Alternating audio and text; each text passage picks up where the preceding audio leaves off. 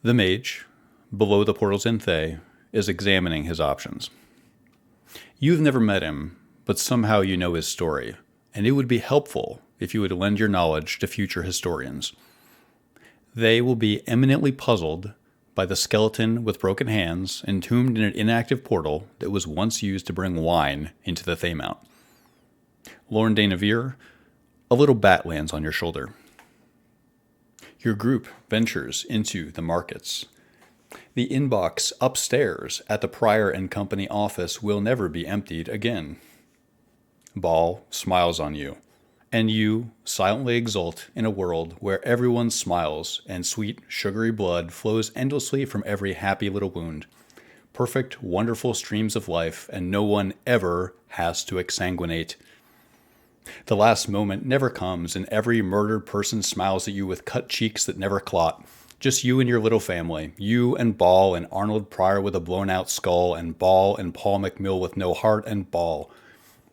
You are all together for a wonderful, wonderful dinner where everyone is so happy and your heart could just burst. You are not sure, but you think Paul is smiling too, or you would like to think so. You find yourselves in Selgaunt Sembia, in what was once a vibrant corner of the world. You observe steep discounts. War can be inflationary, but systemic collapse is necessarily deflationary. Only a true optimist would want currency instead of food. You find that prices are helpfully low. Should you choose to pool your resources for your reference, you have 226 gold, 9 eyes, and plenty of problems. In campaign chat, you will find the summation of what you are able to find in the chaos of the markets. Magic items are inexpensive, and food is in short supply.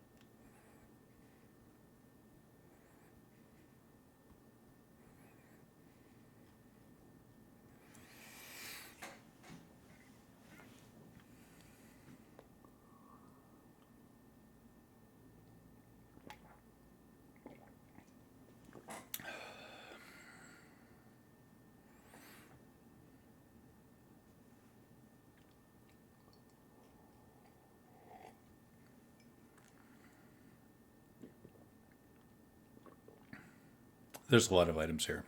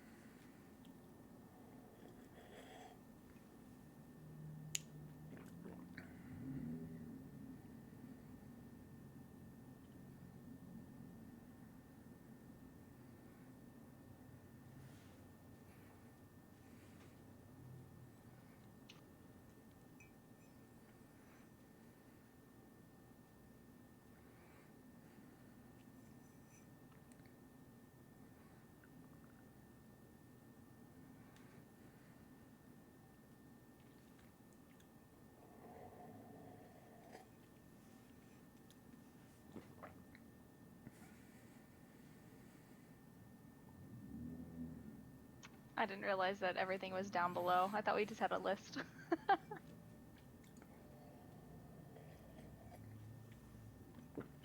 Let me know if you have any mechanical questions.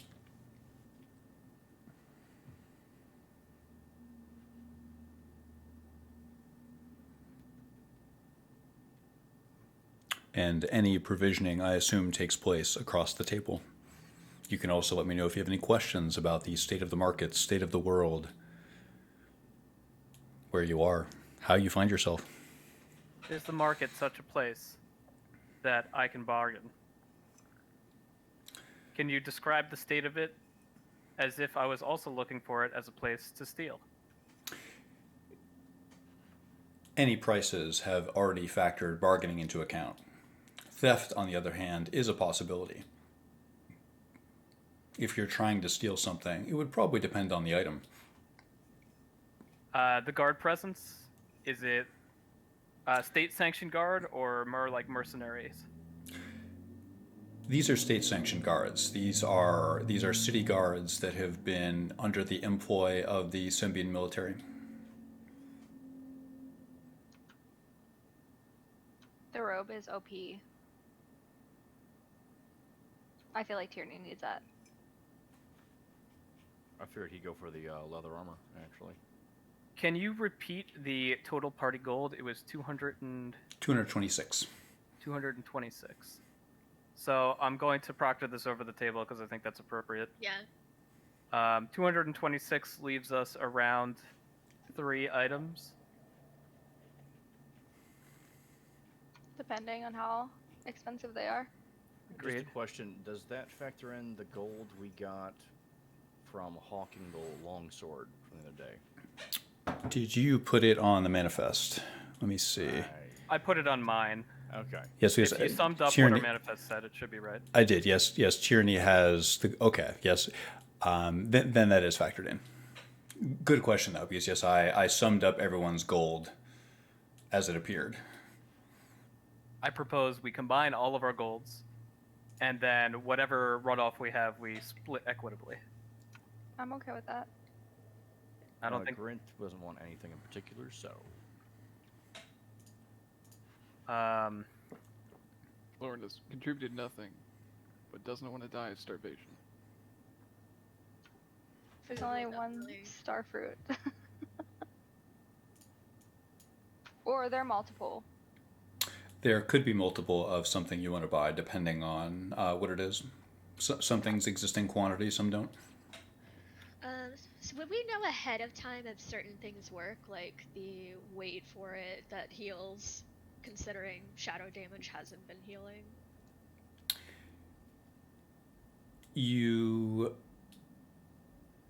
I think you have all the information necessary to. Based on your question, I can tell you're evaluating this item correctly. Okay.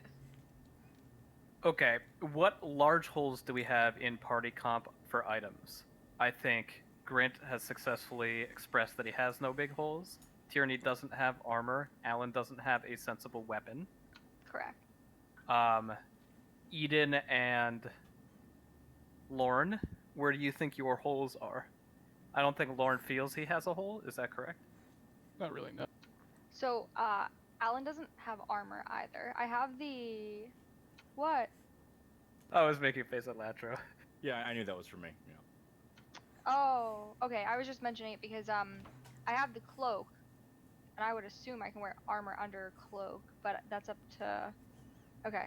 But yeah. Keep in mind, you need, I don't know what class you took, but you need to have a class that gave you Ranger. proficiency in armor. I have ranger. Does leather Ranger? armor.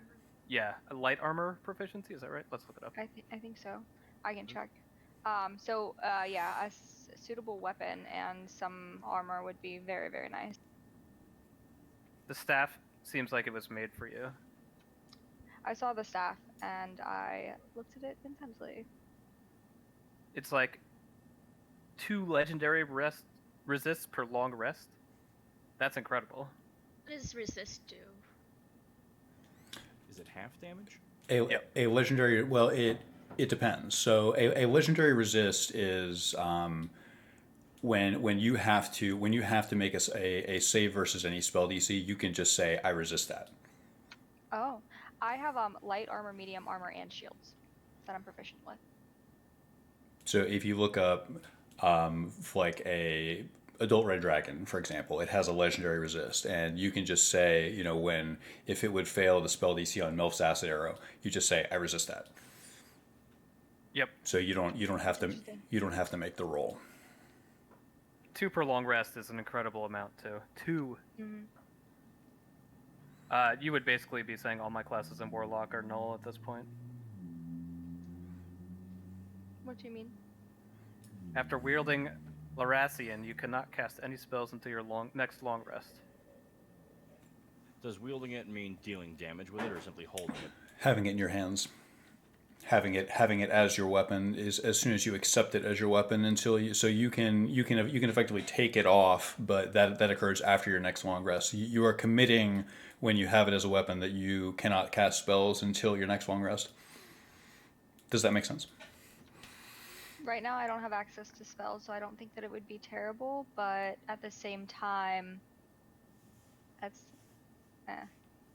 You can that's a tough make call. the decision later to switch it out for Sure, a of different course. weapon. Based on our traversal here, Tierney thinks that Weight of Toro might be a good purchase. We had a little bit of a tail with wings, if you know what I mean. Definitely might not be. So I think we just need armor for 2 people, weapon for 1 person, and I think this... So Wand of Striking doesn't have charges, it's just once per long rest. Correct. I mean... It's pretty easy to get advantage in a 5-person party, I think. Yeah. Rations would be good to buy as well.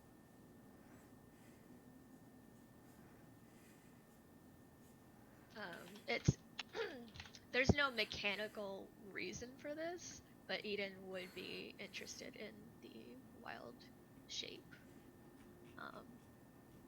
But he would also see the wisdom in making sure everybody else is geared up first. So Well, if we each buy 1 ration, that'll be 75 out of however much again we have.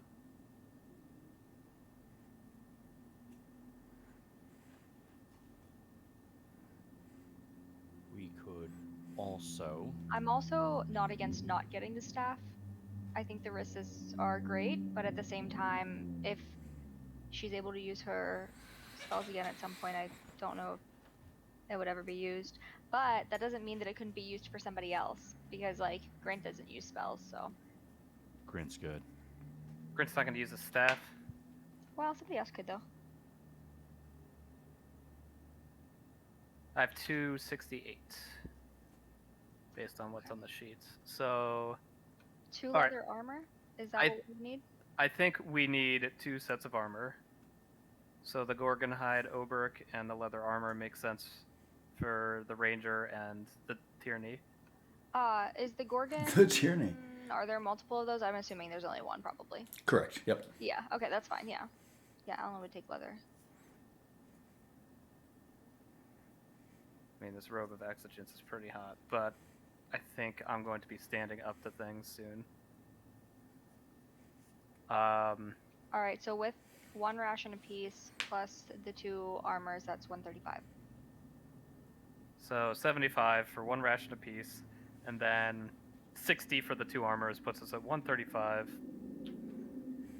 which puts us at 133 remaining. So we can purchase 1 extravagant weapon. Or we can we can actually purchase an extravagant weapon and the Tome of Wild Shape as long as it's not extreme measures, which is extremely sweet. yes. I thought that was pretty cool. I wouldn't be against Mistwalkers in place of the staff. I think especially if I continue to class into Ranger, which it sounds like that might be the case, I think it'd come in a lot of handy.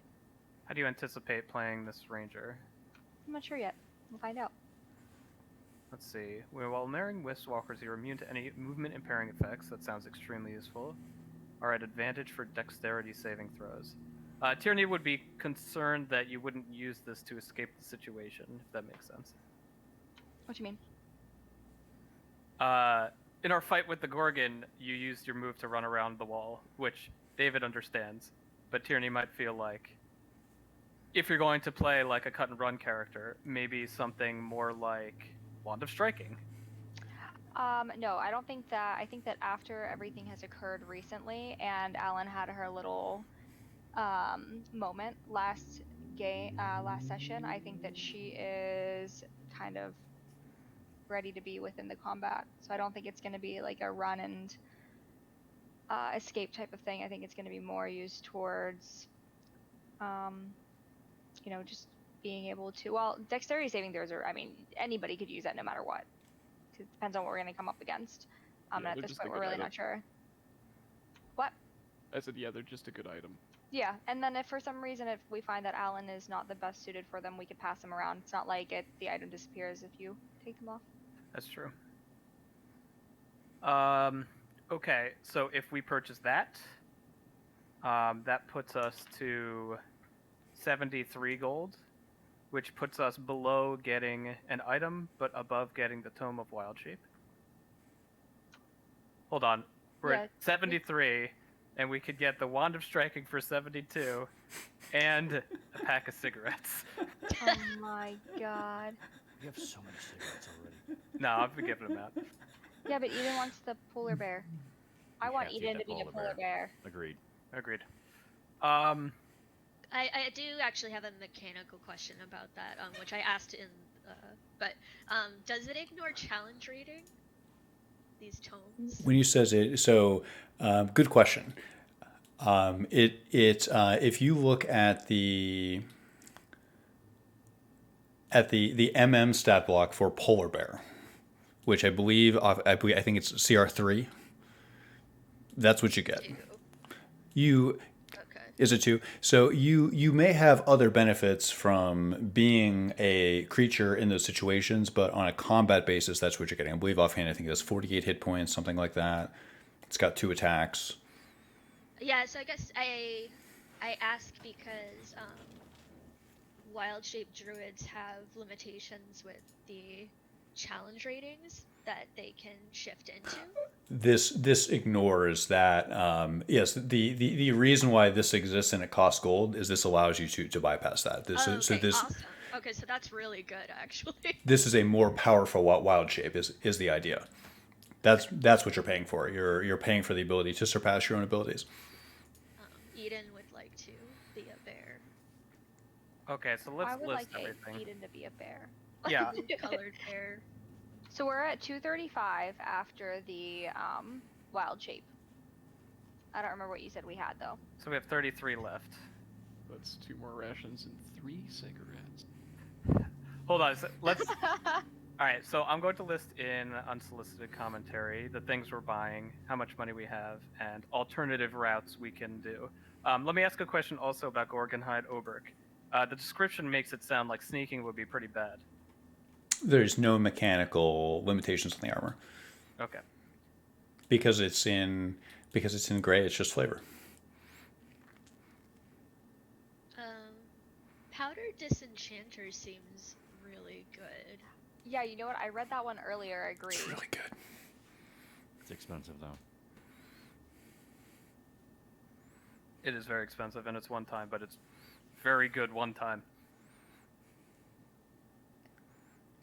You also have to snort it. So, I mean, I know Tierney likes to do, the cigarettes. So maybe he wants to snort the cocaine too, I guess. Yeah, I feel like it wouldn't be a good Tierney item because we rely on his charisma as a party. It's his gateway drug. Michael's just trying to turn him into a coke fiend. But it might be good for Lorne. I'm alright. Become bear. We already got the bear thing. This is afterwards. I think just buying additional food is probably still a better choice. Yeah, I think buying additional food would be a great idea too. Wait for it, I think, is interesting. Okay, so we have 75 plus 20 plus 40 plus 40. What else were we gonna get? We got Mistwalkers. Mistwalkers. That's the thing I'm missing. Yeah, so Mistwalkers, the 2 armors, the polar bear, and then 1 ration apiece so far.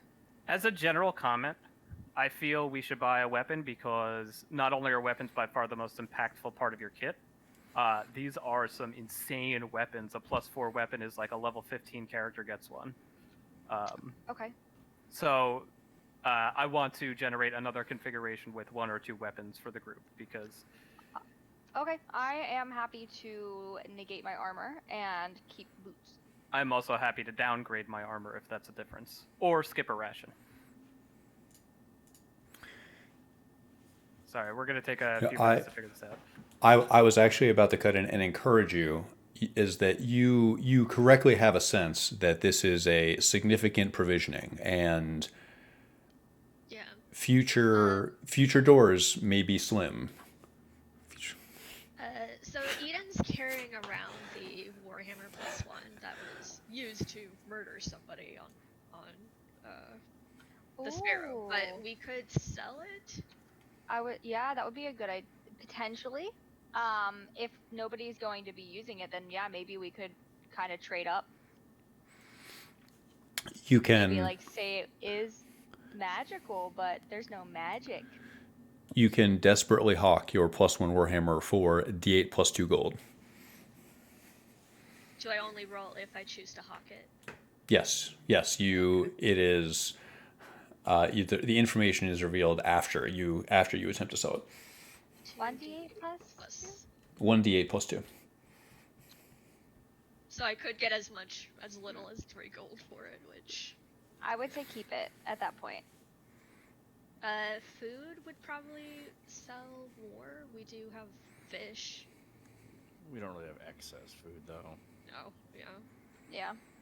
We also don't have the magical means to create food out of nothing anymore. So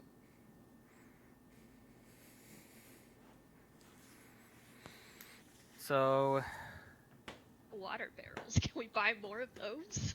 which of these weapons do we think is preferable? If we stretched some other categories, we could buy one of these weapons.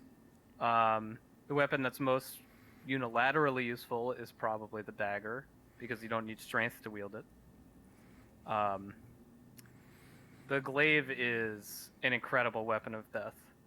I'm just gonna go ahead and say it. That glaive is gonna get somebody killed. Yeah, that's definitely true. The only person who can use the staff realistically is Alan, and she doesn't want it, so that leaves the dagger. Which, I don't know if this dagger would exist if it didn't have a use over the table. Yeah. So I think we should get the dagger. Sorry, why is the dagger better than the Larassian? The Larassian prevents spell Oh. casting. No, the dagger would be great because it's a +4 weapon against any creatures with wings, and we're going to be running into devils and demons, so sounds reasonable. And we were followed by what I think is a dragon on the way here. Yeah, I think that the dagger is a must. across the table is the question: do vestigial wings count, or is it only flying creatures? Do they have to have a flight speed? Can you give me an example? Sure, Penguin. yeah. Penguins fallen can fly, they have diva. wings. Yes, we're very much. I'm sorry. Maxing against penguins now, really? I'm This is sorry. fucked. The two examples you guys gave were a fallen deva and a penguin. Penguins have meat. I'm just saying. I don't know if anybody's eaten any, but they probably taste like chicken. I'm mostly just asking if does the creature that it is striking does it require a flight speed or no? Let's use the example of the fallen deva, which I believe, without checking, let's say for the purposes of argument that it does not have a flight speed. It does have wings, so this would strike as a +4 weapon. This has answered my question. Thank you. What about penguins? They good? Guess you'll have to stab one and find out. Go ahead. I don't know if I could, honestly. Penguins are so nice.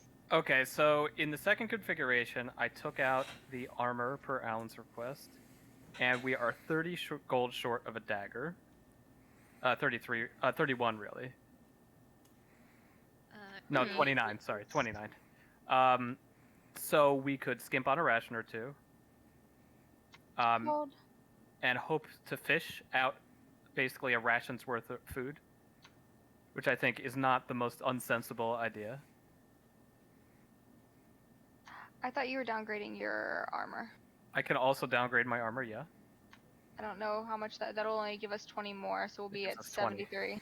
There's no configuration, I think, where we get the things we really want, where we don't have to skimp on a ration or two. Okay. Also, I'll negate a ration. I think I have one left. also, we could try and socially engineer a situation where Tyranny nicks something. Okay.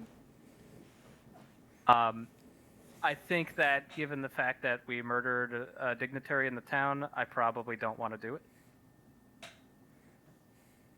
Sounds right. If we get caught, we'll probably have a list of things instead of just, I'll chop off your finger or something like that. How far are we from the ship? A 5-minute walk through city streets and back alleys.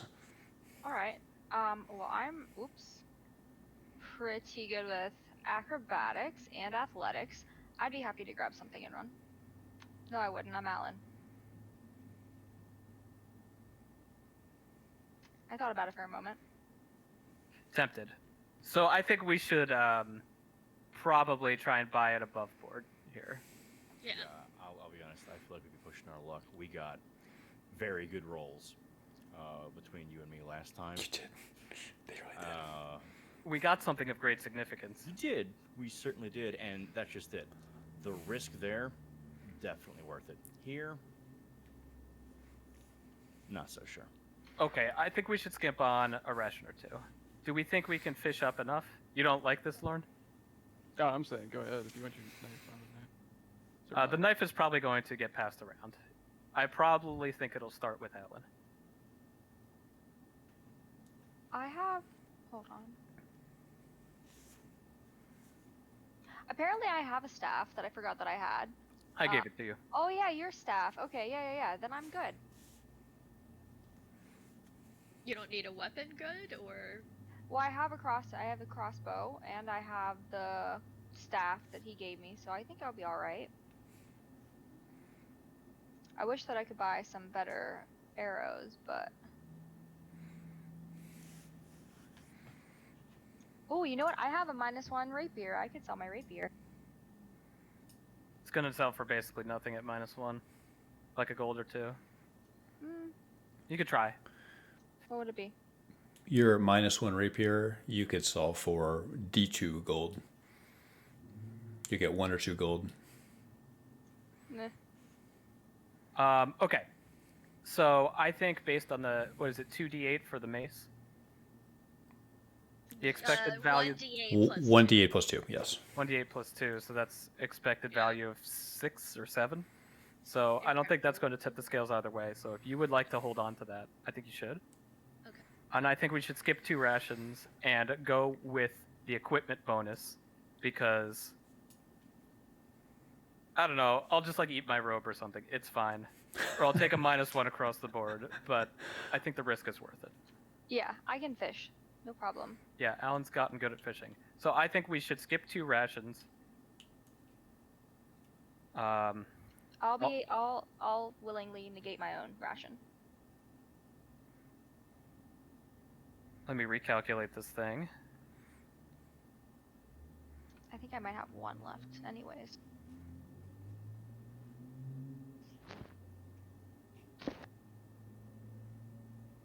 Yes, I do have 1 ration left.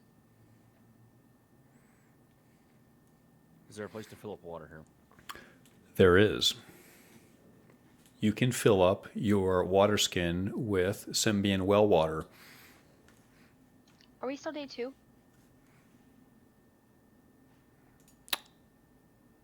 Yes, this is... Hold on, recalculating. Yes, this is the second day of the spell plague, right? That's what I have. Should be, yeah. All right. I thought the sun rose when we got here, didn't it? Yeah, that's what I was thinking. Yes, yes. You're right. This is the third day of the spell plague. We need a new row for this. I'll make it for you guys. Okay, we have 1 gold excess. Oh, it sounds like we're buying cigarettes. Sounds like I'm buying cigarettes. Get a little nasty.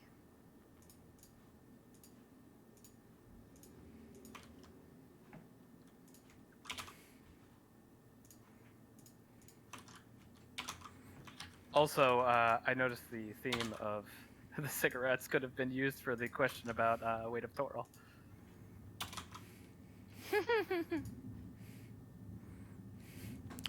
That's a great example.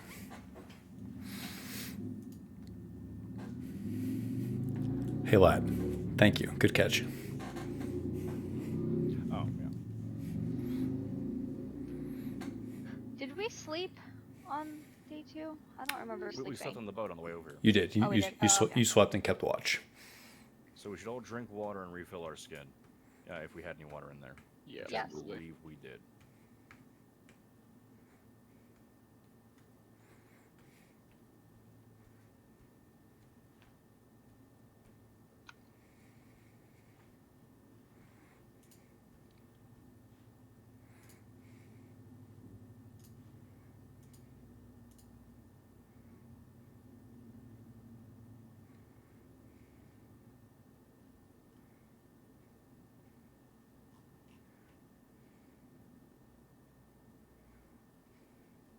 Okay, so proposal number 2, do we feel most comfortable with this as a group?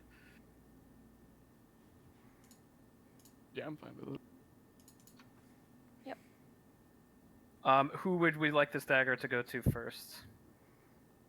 Eden. Eden has a. Is it +2? Yes, he does. He has the dagger Yeah. that Brent gave him. Okay. Well, Well, I guess I'll hold this and I'll short myself the ration. It makes sense because unless I can get my skull mask on before combat, I can't use my +2 longsword because it's a strength weapon. Oh, gotcha. You're not just wearing the skull around all the time? No, it makes me look ugly. I have to talk to people, Grant. Yeah, and you can be very intimidating with a giant skull on your head. That's kind of true. true. Oh gosh. Speaking of, we're in the market, you know.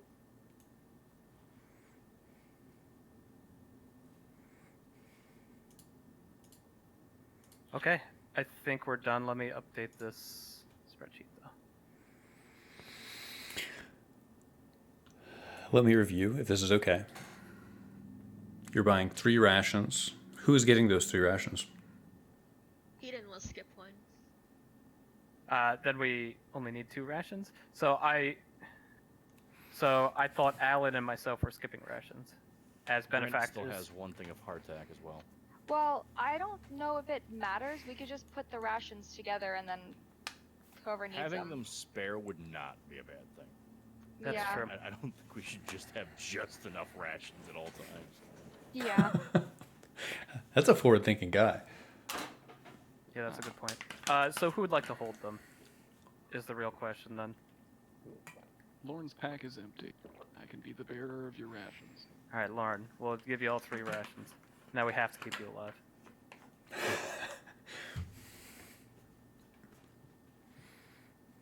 So, the town was smoking when we got here. What's that all about? There is general disorder as a number of civil services have broken down. A lot of the infrastructure of this part of Faerun is based in magic. Does the town seem to be under attack? Just from within, riots and unrest. Okay. There is a general sense of impending doom, and as a result, people are panicking. So, here's the thing. Since it's especially from a food situation, since we're looking pretty lean, we may want to toss the Baron's house before we go. It's on the way, you know. We might have all kinds of things, but we do want to do it in like a timely fashion before the guard shows up. if they're not already there. I'll admit I doubt the guards at this point are protecting the property if they're in. Let me cut in with one last question. How many cigarettes are in this pack of Flightless Valkyrie? 12. Not to mention the Baron owns all the ships on this little thing, right? On the dock here? How about we approach surreptitiously, and we can see if the building is A, under surveillance, or B, under investigation. And if not, we can signal people in. I'm pretty sneaky, and I can send messages to people's brains. Touche. To be clear, when we were at the Baron's house, it was dead empty in the streets, correct? Like eerily empty. It was eerily empty on the docks. Quick question. The crossbow I have now, is it like an armed crossbow or is it a two-handed? It is a light crossbow. You can imagine, I think, Alan wielding it however you want, but I mean, it's about... I'm only asking because I have two-weapon fighting. Not really sure why I have that, but I do. So... Ranger. I've had it since before Ranger, though. I've had it for a long time. Yeah, don't know. It was there before I had Ranger. I've just never found a reason to use it, but I figured I should mention it. Yeah, just remember with crossbows, you need one hand free at all times to reload them. So despite being able to maybe shoot two crossbows at the same time, you'd kind of be stuck juggling that. You can't dual wield ranged weapons anyway. Yeah. I wasn't thinking ranged weapons, I was just thinking like a dagger and the crossbow if need be. If need be. Did we interrupt earlier in the sense that I don't know if we understood where the fires are coming from? You have no clear understanding. You can reasonably piece together, based on some of your sociological observations on the way to and from the market, that there is a broad sense of unrest, and you feel as if the mood of the crowd is such that Sembia's governing coalition, which has always been relatively laissez-faire and merchant-based, is poorly equipped to handle a general civil service emergency like a mass rising up because services are breaking down. So does this place feel like a powder keg? It does. It feels perfect question, and yes, it does. That's why we need to get in and get out. It feels very much like the fury of the crowd could be turned on any one person at any given point. Okay, I think I'm ready to slip back into character. Is everyone good? Yeah, I'm good. Okay. The rest of you, why don't you go onto the Sparrow and hold the line? I will sneak into the Baron's house and see what's there. We should send multiple people to the Baron's house. I will go unseen. I understand that, but you need to search fast, and you need to carry a lot back, possibly. Okay, that's true. Who else would like to come with me? Who's light of foot and light of conscience? Lauren, Lauren does tilt his head to the... why don't we take a little adventure, my friend? I'm not about taking down the possessions of a dead man. So it's settled then. For the time being, Lauren will hand off the rations again to Grint. He seems to be the most burly of all. And his pack is empty.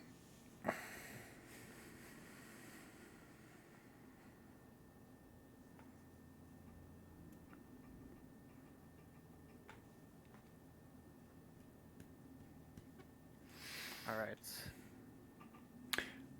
We're breaking into two teams. We have Yes. we have Alan, Grint, and Eden on the boat. Is that right? Mm-hmm. Who amongst the three of you is out in front? Grint is.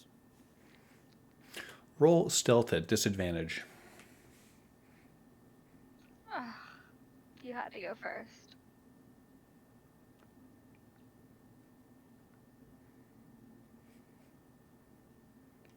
forward. Noted. Tierney and Eden getting together to ransack the offices of Pryor and Company. Your name, Lauren. Which one of you is the lead investigator? Me. Roll investigation.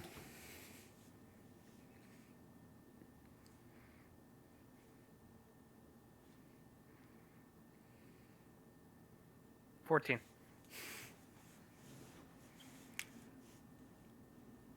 You find something, Tierney.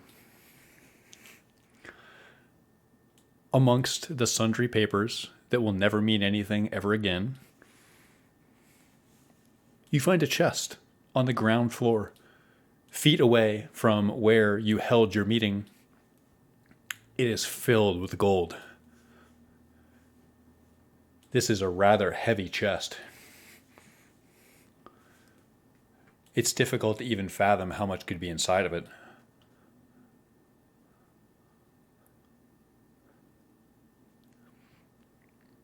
Before I touch this chest, I would like to look for things that actually have importance to me. What has importance to you, Mr. Fang? Things that look like important documents. Something like a keepsake that might reveal something about the Baron. Maybe a signet ring that I think might be useful along the line of a Sembian dignitary. Things like that. Things that I can use for subterfuge and tomfoolery. You find some of his personal effects. You find some reading glasses. Would you like them? Yeah, that sounds great. You have them. You find his reading glasses. And everything else I think is junk. Yes? Junk in the cosmic sense, where you are no longer terribly interested in the business dealings of Pryor and Company, and you imagine as you step over the expanding red stain on the ground floor that no one else will ever care again either, except for perhaps his debtors. I would like to circle back to the chest and inspect this thing for traps, wards, or some sort of evidence that we're tampering with it. Do you suspect that it is magically warded or trapped? I think it's magically warded. Roll Arcana. Yeah, okay. I do suspect that. I think if we take the gold, we're going to be tracked somehow.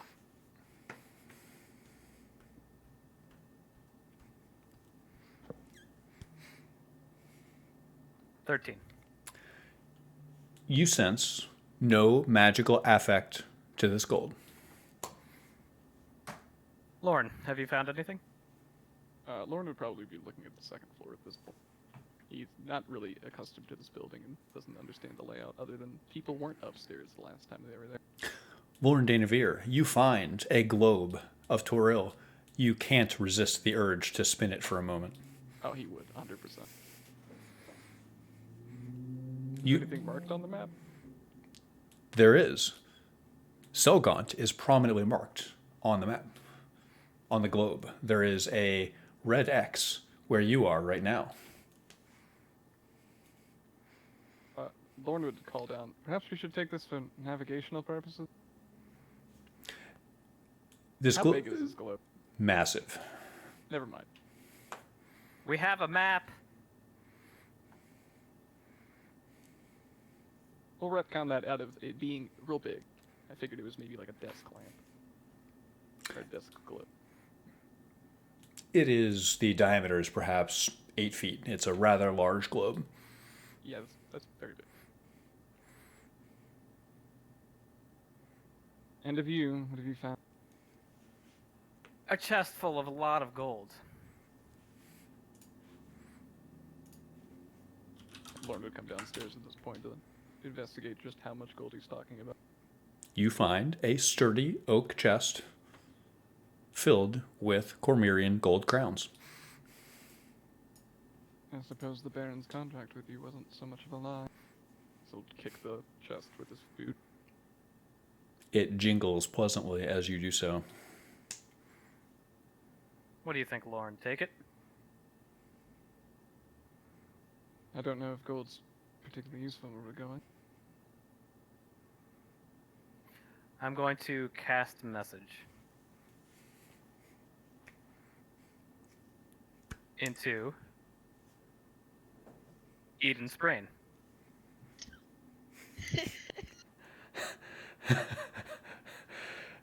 Eden, we found a chest full of gold. It appeared the Baron wanted to pay us after all.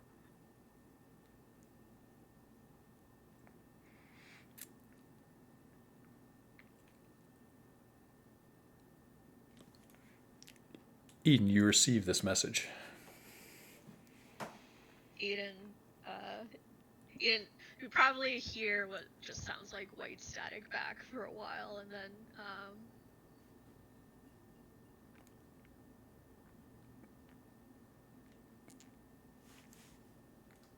we didn't finish the job. We didn't earn that gold.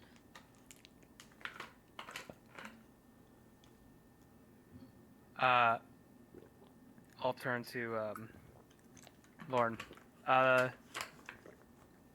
The priest of Lathander says we don't deserve the gold. I'm sorry. Who? Oh, sorry, Eden. Goody two shoes. He doesn't follow Lathander. It's a joke. My apologies. I like that joke. You see Lauren ruminate on this for a hot minute, even if that wasn't their initial reaction to take the money, especially after hearing Eden doesn't want to take it. He'll nod in acknowledgement. I think I could carry this whole thing. You can. Gold is dense, but this is not outside of the bounds of one person carrying it. It's heavy, but you carried quite a bit of gold out in sacks before. This is relatively similar. And this chest is easier to carry than sacks. I don't think this will be particularly useful on our journeys, but we didn't come here not to rob this man. Eh, I'm going. If I picked up the chest, would it be too much to bear? No. You would expect that both of your hands would be occupied, but no, you could quickly drop it. You could carry it relatively easily. I'd like to carry it. You heft the oak chest into your hands. It's heavy, but pleasantly so. You know what's inside. Lauren, can you be my eyes? As I abscond with this extremely valuable piece of blood money? certainly. He's looking up as he's picking up a pillow off the couch at this point. I The bedding is in particularly bad form. need you to keep an eye out for guards or interlopers. Carry on. I'll wait for Lauren to leave the building before I make a step. Arnold will stuff one of the pillows into his backpack and make his way towards the boat. Keeping an eye out, as it were. Is there anyone even on the docks at this point? Roll. One thing at a time. Roll stealth at advantage. Advantage.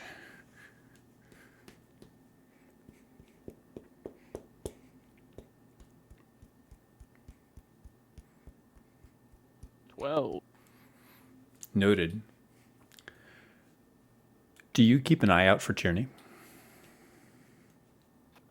in the sense of watching out for guards, yes. If watching where Tierney is, no. I assume he's going to be following in tow.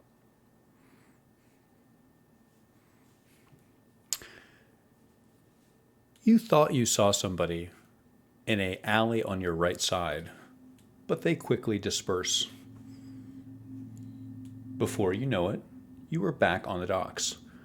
They are still suspiciously empty, but looking down at the grain ship that was docked next to yours, you see two young children walking into the hold. I will take mental note of this, but would not put particular importance on it. I apologize, can't speak to that.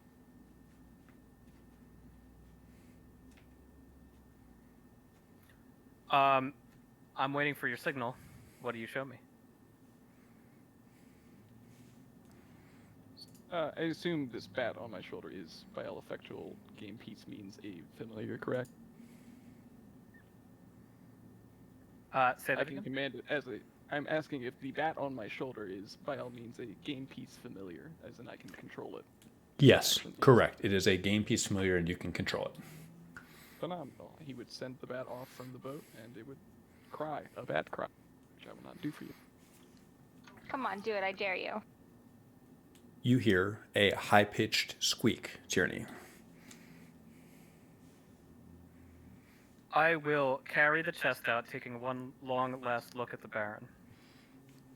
You see a body with its head blown out. His clothes are fine. He is still extremely dead. The smell is thick in here. I'll breathe it in. We cause this. You do so. You Let's hold get out of here. you hold much of his life's work in your hands. And mine.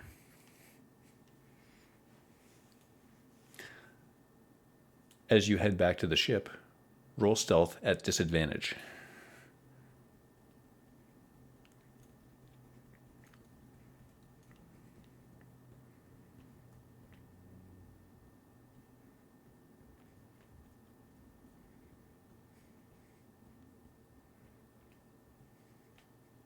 $17.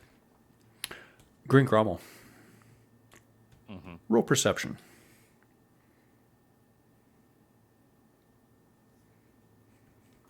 15. You could have sworn you just saw a couple eyes in the distance eyeing up the boat. Alan Vaughn, roll insight. Okie dokie.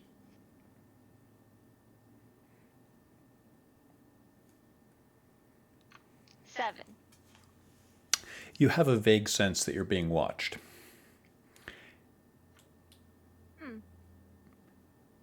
Eden Cather, roll nature.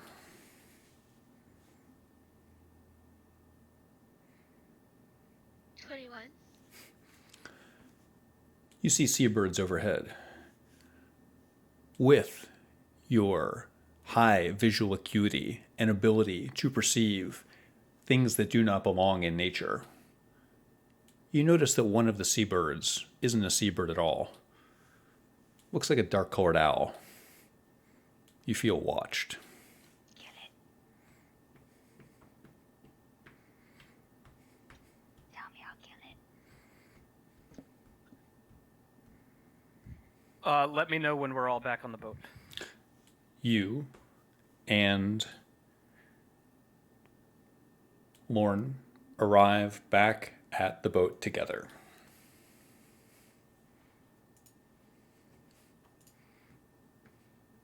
You haven't informed Tyranny of any paranoia yet, so uncharacteristically, I'll just carry the thing downstairs to the hold. The hold on the bottom deck. That's right. Tell me a lot more about where you put it and where you hide it. Do you have anyone help you? Everyone sees Tierney coming back on board carrying this heavy oak chest. I'm putting it right next to the other chests, which we were given the key to at the beginning of the first session. I'm not particularly hiding this from anybody. I don't think it has much value. It would be impossible to hide. The coins jingle pleasantly as you walk past. I'll smile.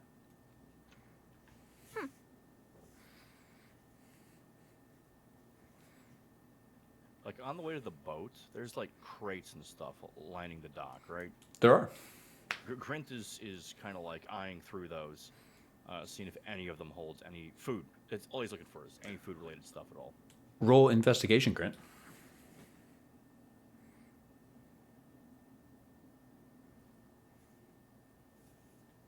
12. You find something. You find something that you were looking for, in fact. You find a clay carafe. Inside, olive oil. Yay. I'm sorry, say again? I find what exactly? A clay carafe. Inside that clay carafe, you take off the top. You smell olive oil. Cooking oil. Oh. Grint brings that on board.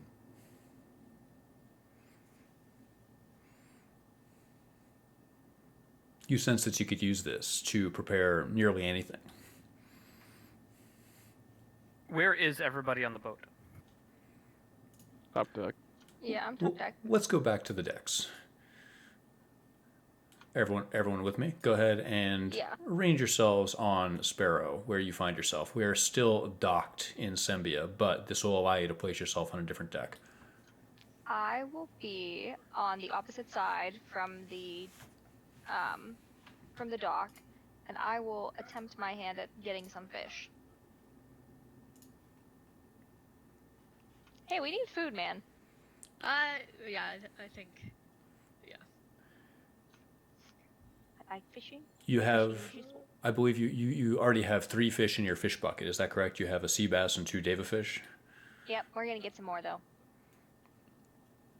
Roll survival. Well, so if this fishing bucket is at capacity. You would either have to procure additional supplies, or you'd have to use some of this before getting more. Or I can just string them by their gills on a thing of rope, like a fisherman does. You could, but they're gonna spoil here in the. I'm gonna cook them real fast.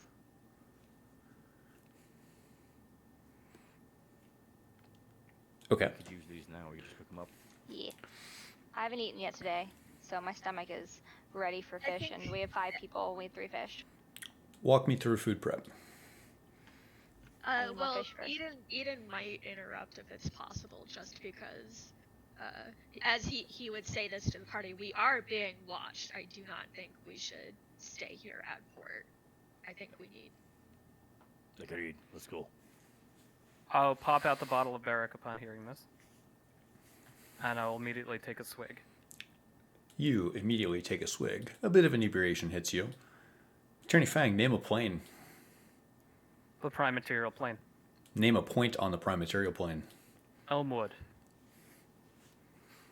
What the fuck is Elmwood? It's our charted course. It charted us a course. You have a sudden sense of momentum and motion as the ship lurches.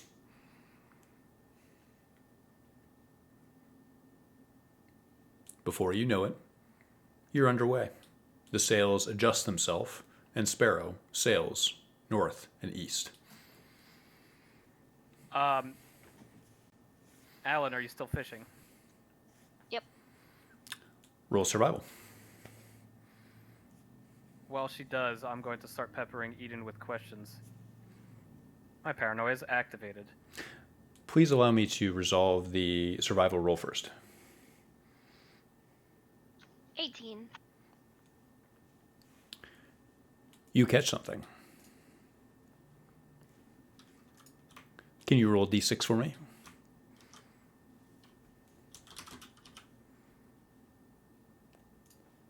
Four.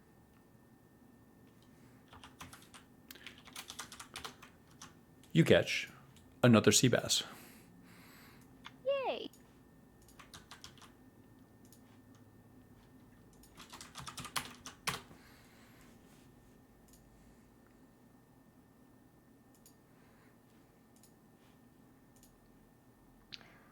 After catching the sea bass, I'll go work on cleaning up the fish and cooking them. Walk me through what you cook and how. Well, I fillet up all 4 fish. Do you have any salt laying around? I feel like some of the old barrels that would have had water in them may have like sea salt or something in them. You can find a bit of salt. You resourcefully look for water from an evaporated sea salt source, and you find some. Okay, great. I know we have a pot or a pan or something like that that's down there, so a clean pot or pan. Toss the fish in, salt them a little bit. I think I do have some kelp. I believe last time I did get some kelp, so I may toss in some kelp just for some greens in there, and hopefully the kelp and all 4 fish would be enough for everybody to have 1 ration if you'll allow. If not, then I will split my ration with somebody else. So you have, and you can dole it out however you'd like. You have 2 Deva fish fillets and 2 sea bass fillets. Each of them would feed 1 person for 1 day, so you could feed 80% of the party. Got it. Yeah, so I will know. Has anybody eaten yet today? I have not. How many rations did we get? 3. Okay, so we have 3 rations and 4 fish. Okay. And 5 instances of mystery meat. So we have bait, is what you're saying. Oh, good idea. Alright. Does anybody not like fish? It's not the time for me to be picky. Well, the reason I'm asking is because we only have 4 fish. If all things living, I suppose it is preferable. Alright. Well, I'm happy to split half a fish with somebody. Whoever I'll is- just eat a ration. It's fine. Are you sure? I Alright. Well, then, I'll pass out the fish. Can I choose which fish? Sure. In fact, you'll be forced to choose which fish. I will need. I'll need to know who eats what here. So I heard Grint. So let's resolve in order. So Grint, you eat a ration. Is that correct? You eat one of the rations. called. The rations that you just purchased from the Selgon market. Is that Do correct? you want to just put down ration for this? Yes, you can just put down ration for that. And then I'm sorry, I didn't mean to cut in on fish talk. Catch me up to what you guys are doing. Everybody's eating some fish. I'll take a sea bass. I'll take the diva fish. And you still have one of each. Or we'll wait for Eden to make the decision. I'll go over with the other 2 fish and present them as options. I'll wait for whomever to grab. Eden will take the sea bass, and Lauren can have the diva fish.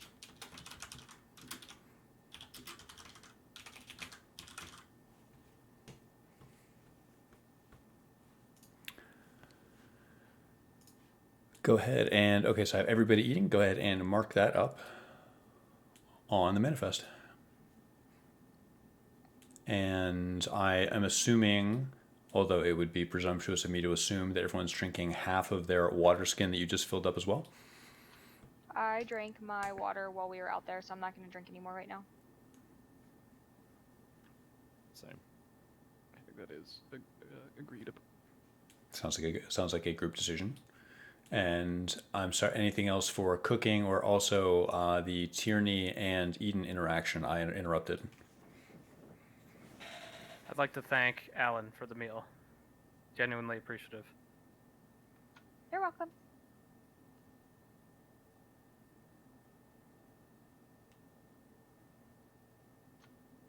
I told you I'd master fishing someday. Eden, tell me what you saw.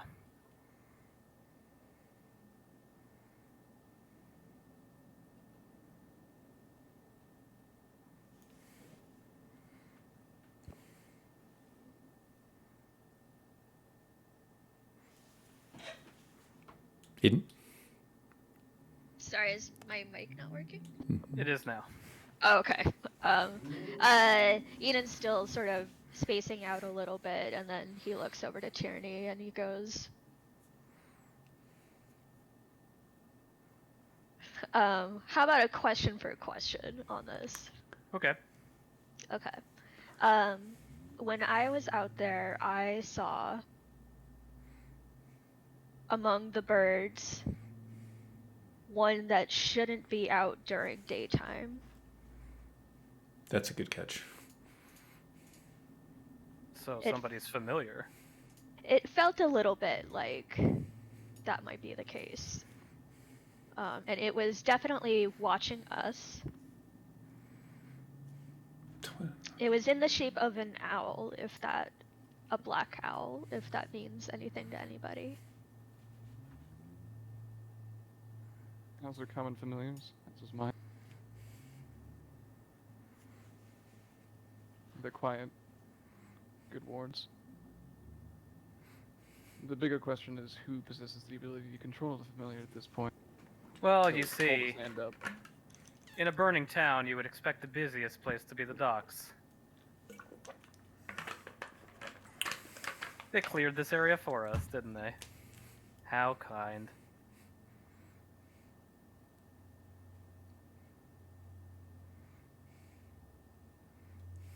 Lauren, is it possible with someone's familiar to track it back to them Through if we ad- had this owl in hand? through advanced divination, yes, but I am no diviner. I don't think it's very mysterious. A black owl for the Black Network. Tyranny Fang, you notice something. When you say a black owl from the Black Network, you notice that your mouth feels heavy. You can't feel your tongue.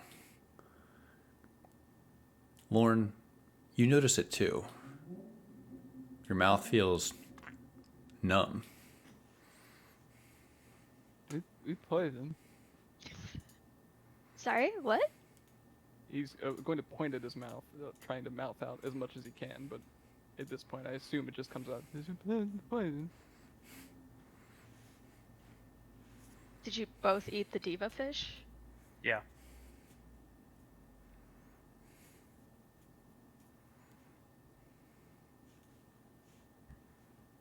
A wave of understanding will wash over him. As he's looking directly at Alan at this point. You played him.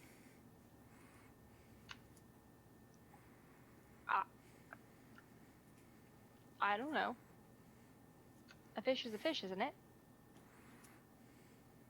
A fish is a fish? Outside of general mouth numbness, do I feel fine, or does Lauren feel fine? You feel fine. Just a bit of numbness in your mouth so far. I feel the same, I assume. You do. Your tongue feels heavy in your mouth and you're having a hard time enunciating clearly, but no other effects. Okay. Could I message without interruption? And clearly enunciate while I message. Yes, you could use message to telepathically speak. Okay. Eden, we're now telepathically speaking. Something's happening with my mouth. It might have been what I ate. I may be What going are you into- feeling? What are you feeling? I'm feeling a numbness in my mouth. I don't know much about medicine.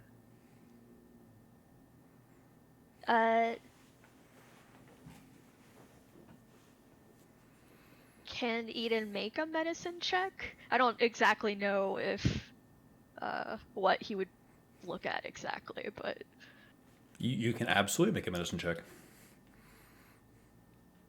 7. You peer into Tierney's mouth. It looks like his gums could be bleeding slightly.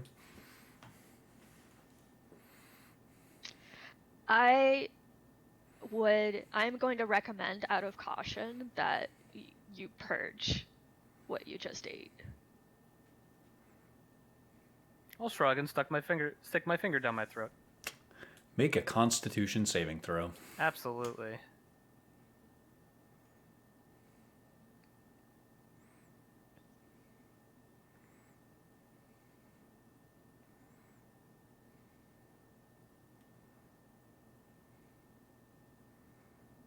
Lauren will, while seeing and hearing this, follow suit.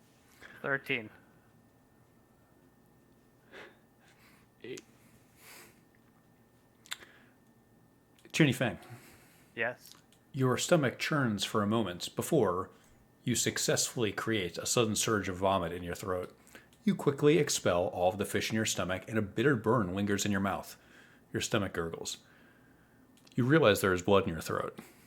You frantically worry, and your nervous system agrees, compelling you to vomit again with a horrible surge of frantic nausea. I'll run to the side of the deck to try and throw this volley up off of the deck. Lauren Danavere, that was an 8. Yep. You vomit immediately, emptying your stomach of the fish you ate, then again and again. Your stomach cramps violently, and you cannot stop your body from heaving every few minutes. Nothing you are able to do is able to overcome the total incapacitating nausea.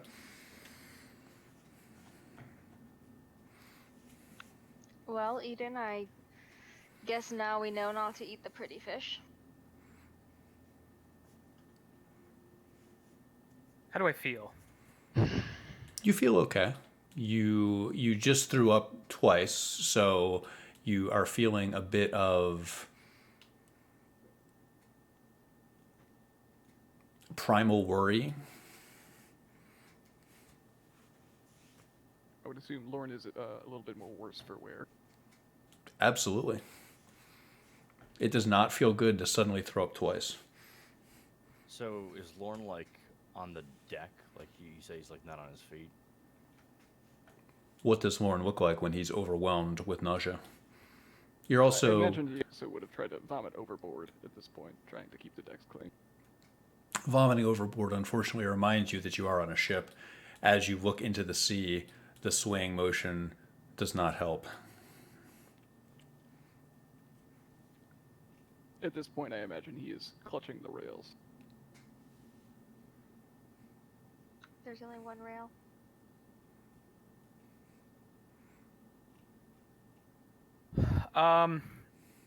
When I get my respite, I'm gonna look behind the ship in the air. You gaze skyward. The sky is clear today. Nothing but blue skies for you, Tierney. Grin is gonna go over to Lorne, and he's gonna like try and help him up and say, "Come on, get some rest. You feel better." I'll go below deck. Go ahead and arrange yourself below deck. Does the numbness leave his mouth at any expedience after vomiting, or is it sticking around? It does not. It is sticking around. Everywhere where the fish touched is numb, swollen, and bloody. I think before he would lay his head down on his new couch pillow, he would try to rinse out his mouth with a bit of the water from his water skin. You do so. It soothes your spirit, if not your mouth. Outside of that, he would just try to lay down and rest it all. You do so. For all above deck, I'd like to clear my throat.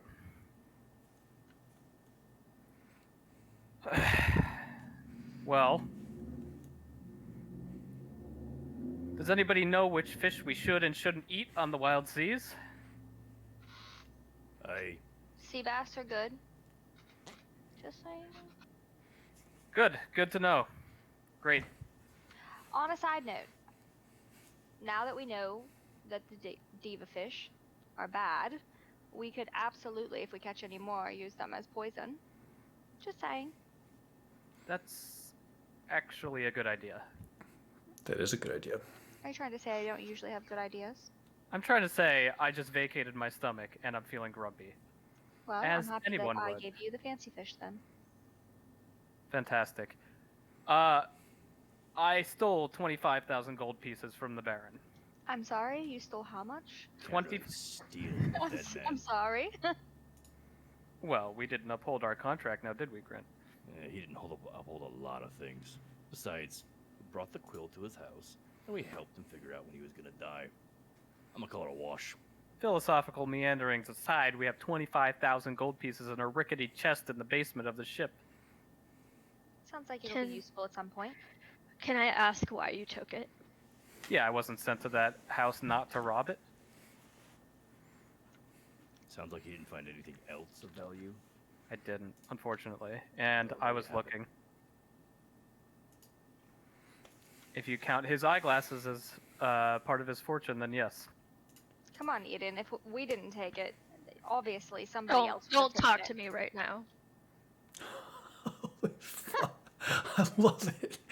I'm not thrilled about it, but we do have to That's survive. really the fish.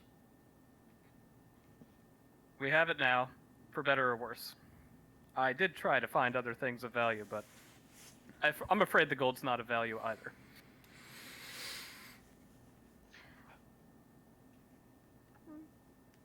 How I mean, long are we gonna gold be is at always- sea?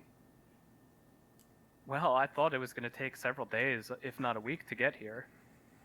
I'm going to lick my finger and hold it to the air and try and estimate how fast we're going. Feels like you're going about 20, 30 knots. The ship is moving at a good clip. You see that all of the sails are catching the wind. 20 to 30 knots. We're going incredibly fast. You are skipping along the sea of stars here. I would guess 2-3 days. I don't know. I've never been in a boat this fast. We're still gonna need food for 2 or 3 days then. Yeah. Anyone know how to slow the ship down? I'm not taking another swig until we get there. I'd rather go with an empty stomach. Got it. There are more dangerous things than hunger out here. Well, if we see any seagulls or any type of birds, I can try and shoot them when they're above the ship. At this speed, you wouldn't make it. Well, Well, maybe we can try to speedfish. we have nothing but our company for the next 2 days. That's why I got the net. I suggest if we put a fishing net over the side of a boat that's going 30 knots, we will no longer have a fishing net. Maybe tie it to something. I have doubts about that, but have at it. Tierney and Lorne, make a save versus Constitution, please.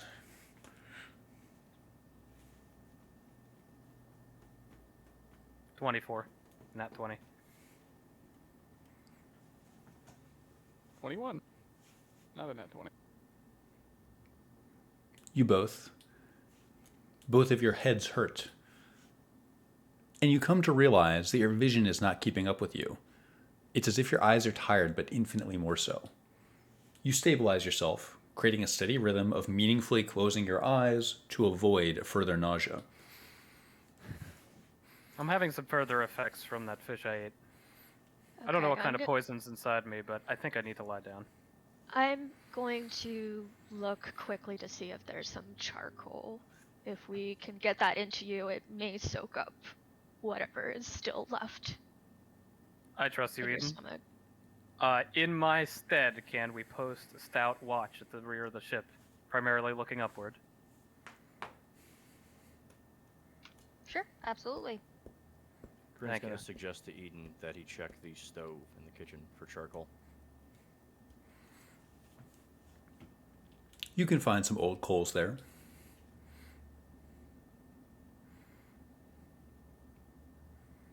Might want to dissolve it in some water or something, make it easy to go down. Yeah. Eden will crush it up and offer it with a mug of the water that he has from his water skin.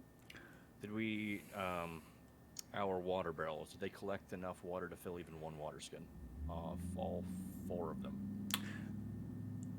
You could perhaps fill half of one water skin with the rainwater that you've collected so far. Okay. You got 1/2 of one night's rain. Eden, you concoct a opaque, gritty, black liquid.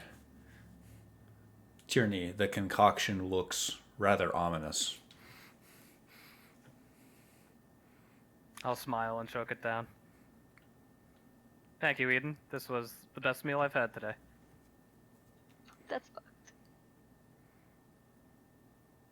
It's unpleasant going down, but it does add a certain stability to your stomach. Any future saves versus Constitution you make here will be at advantage.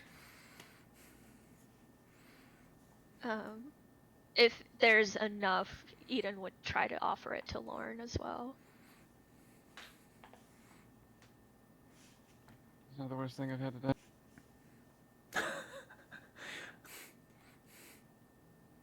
And he would try to take it down as well. You do so and gain the same bonus. It's gritty going down your throat. Swallowing it, because you got the bottom of the mug, at the bottom it's almost like a paste. Truly foul, but it does feel like it almost weights down your stomach. It fills you up with something inert. My vision is still swimming, right? It is. You feel like your eyes are swollen in the same way that your gums are swollen. I'd like to try something dumb and put on the Baron's glasses. You realize that these are reading glasses. They would be good if you had the Baron's exact prescription, but to you they simply make the world blurry and out of focus. I'll merely hold them in my hand and contemplate them. You contemplate the dead man's glasses.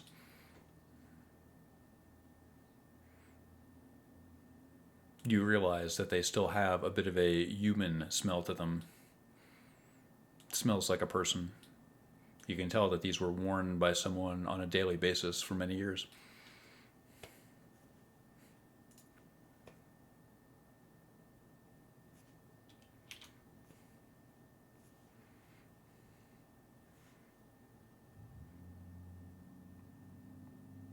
The ship crests through wave after wave, traveling northward.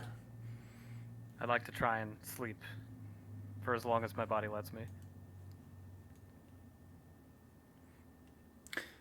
Tierney and Lauren, one more save versus Constitution. Both of you had advantage. 11. I crit the first one.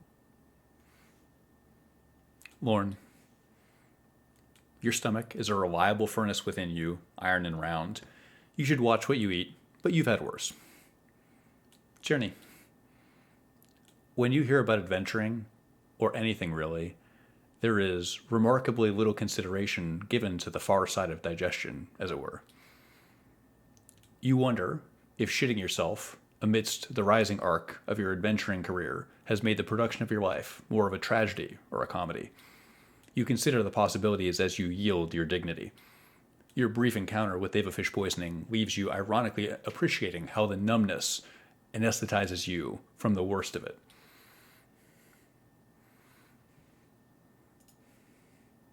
You don't rest well, but you're starting to feel better. Speaking of the bathroom, do we ever determine where the bathroom is on the ship? Or do we all just have a bucket in our bedrooms? Without getting into the details, the levels of hygiene and comfort on the ship are low. We got a bucket. The old chamber pot.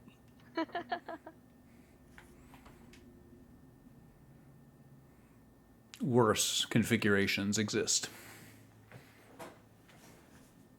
Grint is going to try talking to Lauren. Upon feeling better, I imagine at this point he would sit up from his bed.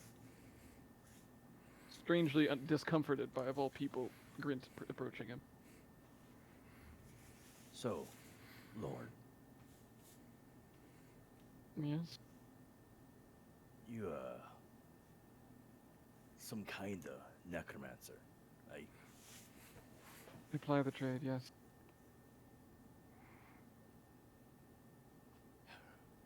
In dealing with that sort of thing, would you know how to remove necrotic flesh? Oh. If I know anything in this world, yes, I know how to carve a body. It is kind of my question, but I'm curious. Grint shows him one of the wounds from the shadows. Do you think you could cut away the necrotic flesh there? Otherwise, I don't know if it'll heal. On a boat, traveling at 30 knots, probably not the best idea. But yes, under better circumstances, I could. Oh. I think so, eh? What? Is the boat rocket really that big of a deal for you? I prefer it not to nick an artery. I'd prefer that too. That's a lot to think about. Beyond that, I lack the medicinal supplies at this point. Perhaps if we find another Devafish, we could numb it. I don't need it numbed. You might not, but I'm sure the others wounded on this boat might. If they're so willing to have their flesh carved by a necromancer. They probably wouldn't be. But I would. Matter of pride, as it were.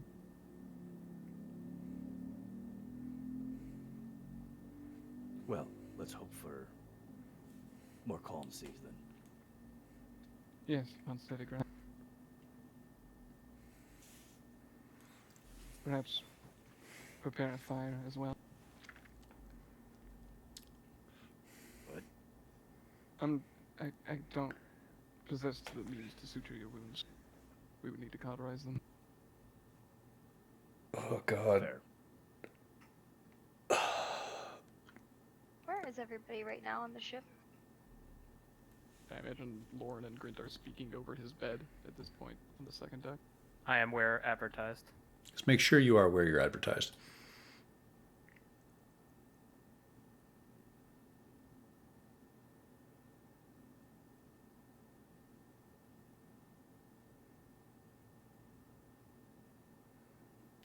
Eden, what's on your mind?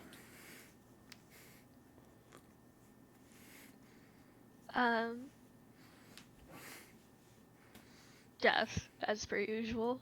I think he's trying to understand why the Baron had to die.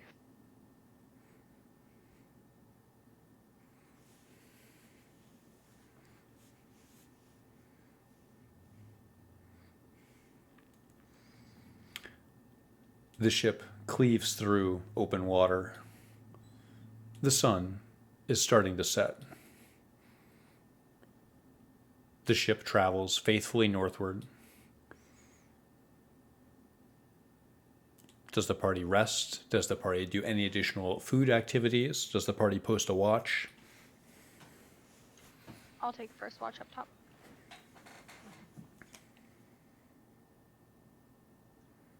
And then if nobody claims a watch, I'll go get Grint because Eden doesn't want to talk to me right now.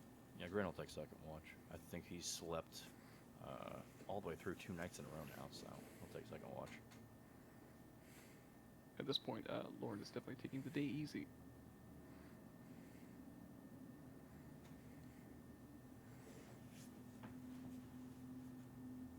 What of Tyranny?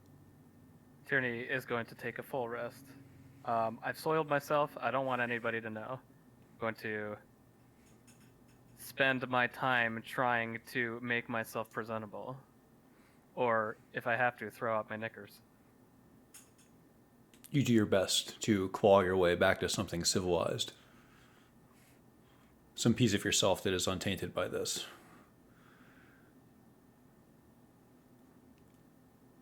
Everyone, mark where you are. Make sure your location is updated. And Alan Vaughn, you are on first watch. Where do you take first watch from? I take first watch up by the wheel. I would most likely wander the ship. I'm not going to just stand around doing nothing for an entire 4 hours. So I would assume that I would kind of do like laps around the deck. It's very dark. There are stars in the sky, and the moon gives you a bit of illumination. Intermittent cloud cover means that when clouds are overhead, you can see little, if anything. Got it. So, yeah, I mean, I think that she'll get tired of walking around at some point and kind of sit somewhere on the deck, most likely up by the wheel, and kind of peer into the sky and look for the constellations. You peer upwards. We're now 2 hours into your watch, Alan. Roll perception.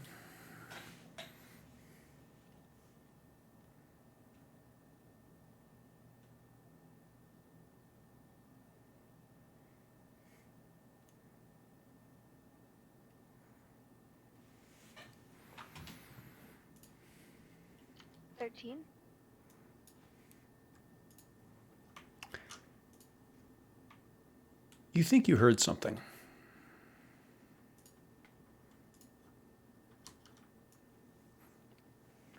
What did I hear? Sounded like a metal clang. Interesting.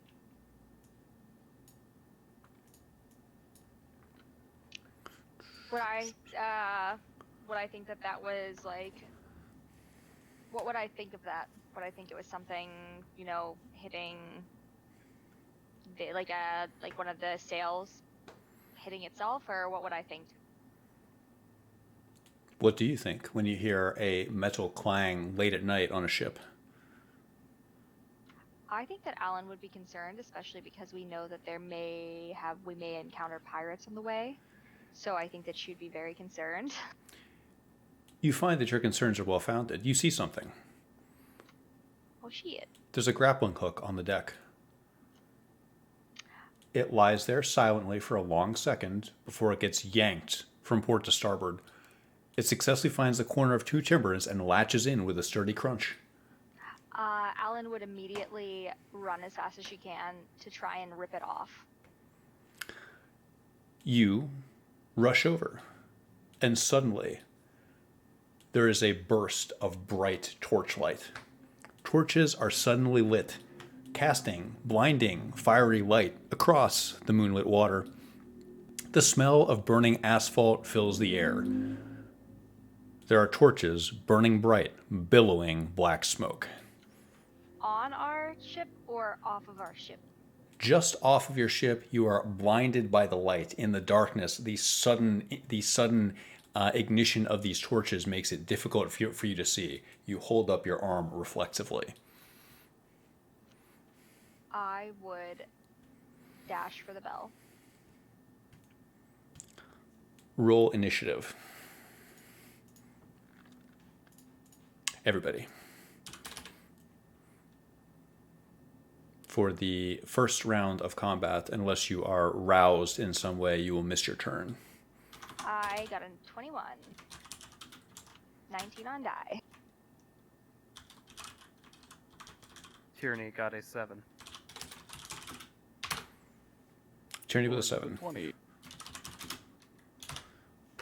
Lauren, roll me off. 7.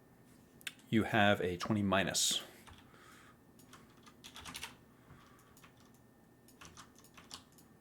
How about Eden?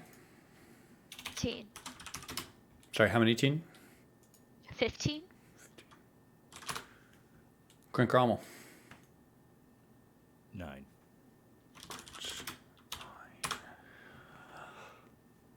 Acting first, Alan Vaughn, you realize that there is some massive shape. You can only think that this must be another ship.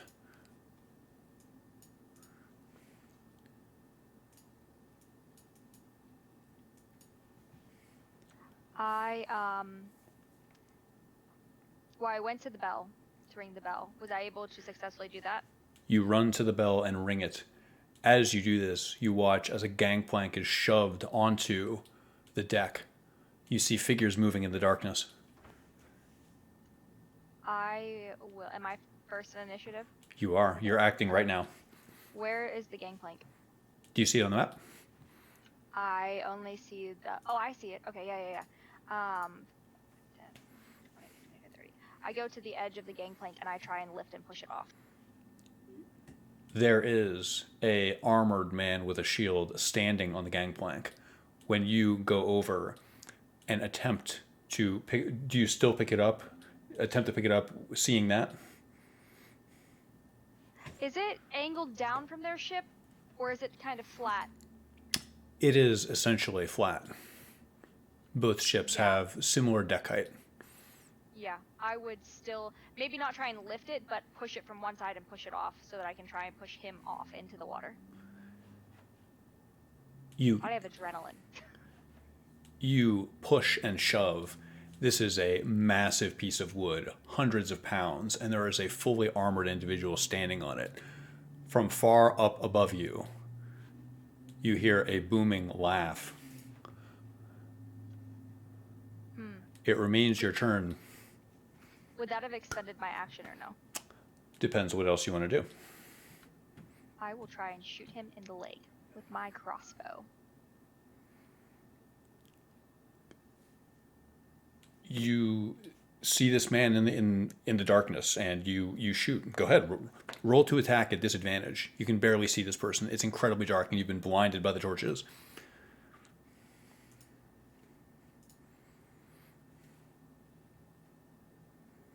Well, I had a nat 20. So that would be an 8. Your crossbow bolt flies through the air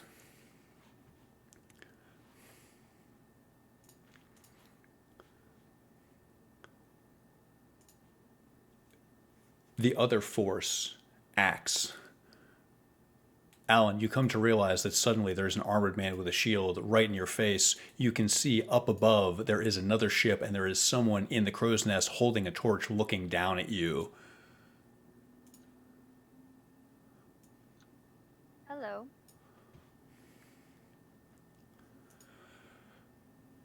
You hear a booming voice. Your ship is ours. Our ship chooses who it wants to.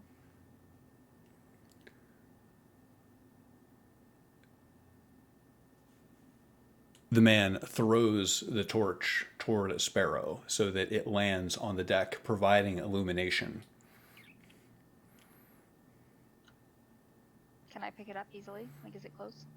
No, it is up by the ship's wheel. Got it. I don't think it's a good idea to be throwing fire onto a wooden ship. If you guys want to commandeer the ship, you're going to set it ablaze. Makes a whole lot of sense. As you call out, the man up top makes a clear nod to the man standing in front of you, and he goes to push you with his shield. Roll a strength check.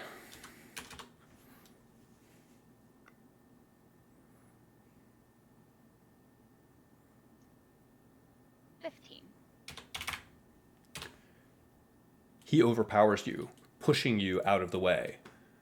He holds his sword up high and says, "Next time it's the sword." Didn't your mom teach you that it's not nice to touch ladies like that? He swings and attacks. From behind him, two archers pull their bowstrings back, pointing down on you. What's your AC?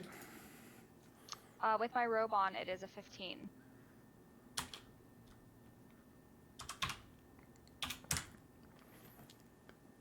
He clocks you in the torso with the blunt of his sword. Take 4 bludgeoning.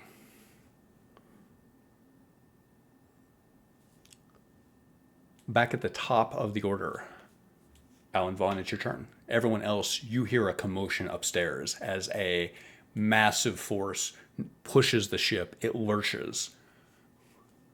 You feel like the ship is still moving and it is pulling something along with it. Alan, it's your turn. I will disengage.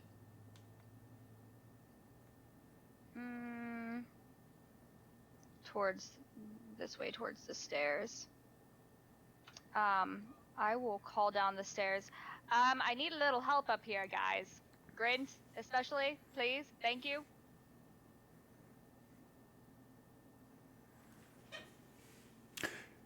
You hear the voice from up above you. Grint. He nods as if it's something that he was looking for.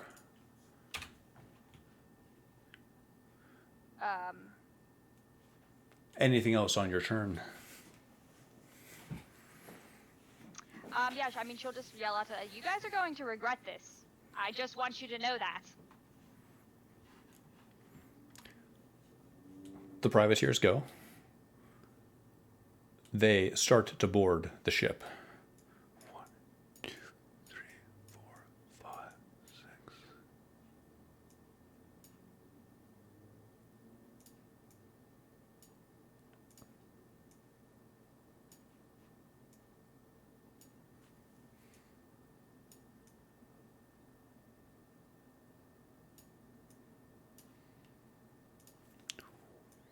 One, two, three, four, five, six.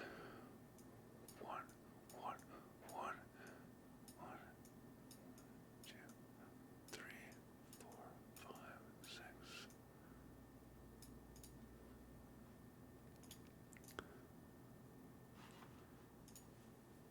The privateers end their turn. You get a better sense of them now that they're on the ship, Alan. Each of them is armed with a cutlass. The one in front with the shield is wearing heavy copper plate. Down below, Lorne Danevier, you are jostled awake. in a absolutely groggy state at this point, running on a charcoal drink and rough sea. His first instinct is to look for Grint at this point. Is he within eyesight? I can't tell because we don't have that map. Grint, last time we saw you, you were visiting with Lauren. Let's go back to this map for a second. Deck notwithstanding, did you go to sleep down in your quarters? Yes, that's correct. I'd be in the kitchen area. Go ahead. On that couch, my little couch. Go ahead and move yourself there. Lauren, you awaken. You quickly look for Grint. He's not here. From up above, you hear the sound of shouting. You hear voices you've never heard before. You hear heavy boots on the deck above you. In a panic, he would cast Mage Armor on himself and wait for Grint to appear. Lauren is not a frontline man. Eden Tierney, he would call out, at least, to ensure that his cohorts are on the same deck as him. Eden Cather, you are awoken with a shout and a chunk as the ship moves. You feel like the ship is still sailing through the sea, but you feel that there is something large and heavy alongside of it. You hear boots above you. Eden jumps to his feet, and I think hearing Lauren call out to him, he kind of at first answers with some sort of primal groan, and then says, "Have you seen Alan?" Above board. And Eden immediately books it to join her on top deck, Aw, he cares. taking a dash action if necessary. Let's find you back on the other map. You emerge suddenly at the bow of the ship. You can see Alan opposite you on the other side of the ship.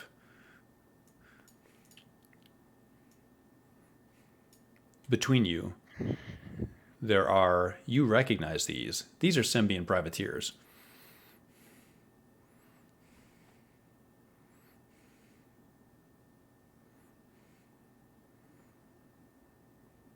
If Eden yells across the deck, can Alan hear him at that distance? Eden's lungs can boom, yes.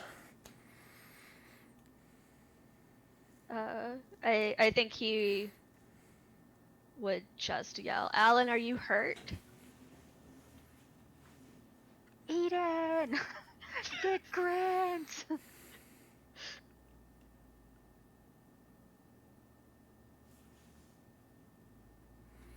And then, taking that as a sign that, she's well enough to be concerned about that, he turns towards the privateers and,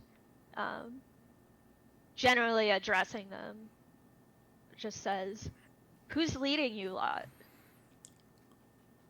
From up above in the crow's nest, an unarmored figure looks down at you. He calls out, "I'm the captain of this ship and now yours too." "What name do you go by?" "I'm all that stands between you and the cold black sea."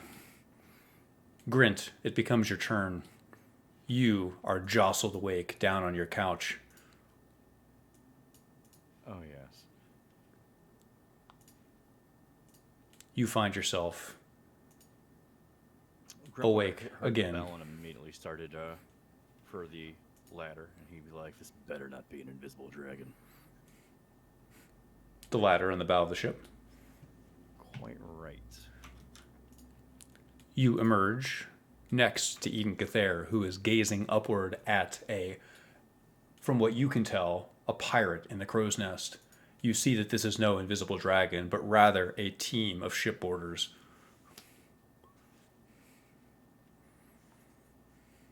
Nice. You emerge here. Is anything you'd like to do on your turn? You have a little bit of momentum left. Grint's gonna dash. He wants to get in there.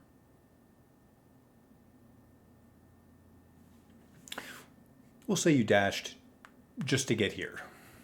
Okay, fair enough.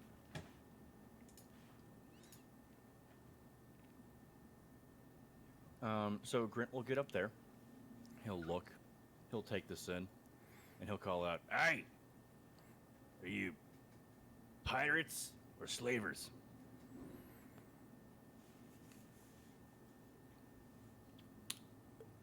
Both of the ships are moving at a good clip. Your voice carries through the wind. You hear the voice back. We're here to take what's rightfully ours. It's not your ship. Didn't see your name on it. Grint begins unsheathing his sword and says, "Damn shame. I just like killing slavers more." You do so. Wait, Grint, shouldn't we hear them out?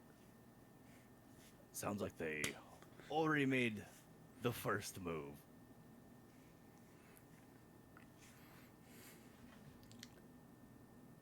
Tyranny Fang, you are suddenly awoken. Oh, I'm sorry, Grin. I didn't realize you were not on this page with me. I have you there right now. Anything else you want to do on your turn before I? Okay.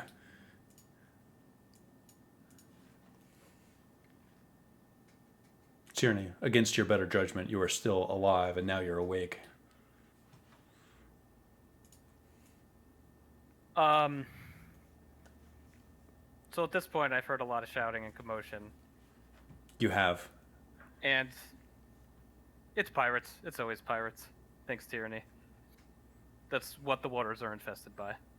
I will take a moment to get myself in battle condition. You do so. You steel yourself. There's a tarnished tin mirror here that Barrack used to use. You remember? You gaze at yourself in it. You look rather Sorry. handsome.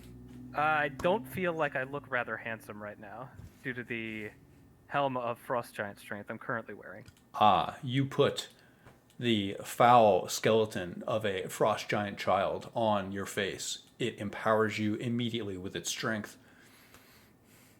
I am pretty close to the back cabin stairs, so I'm going to rush up the stairs. You do so. One moment.